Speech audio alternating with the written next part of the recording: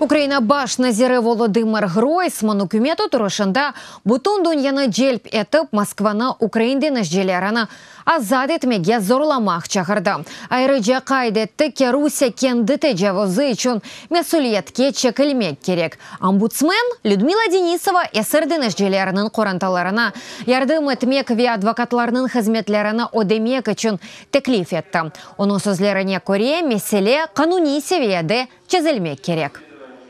Згідно з постановою Кабінету міністрів Украинаның назерлер кабинеті Украин саяси мәбіслеріне дайыр алған қарарына көре, бүгінде бір қорантай үшін 100 000 гривна айырыла. Бұл паралар адвокат қызметлеріне билетлерінің сатын алуы ве йоланмалығына беріле. Мен эсер етілген әскерлерінің қоранталарына да бөле ярдым берілмесіні теклиф еттім.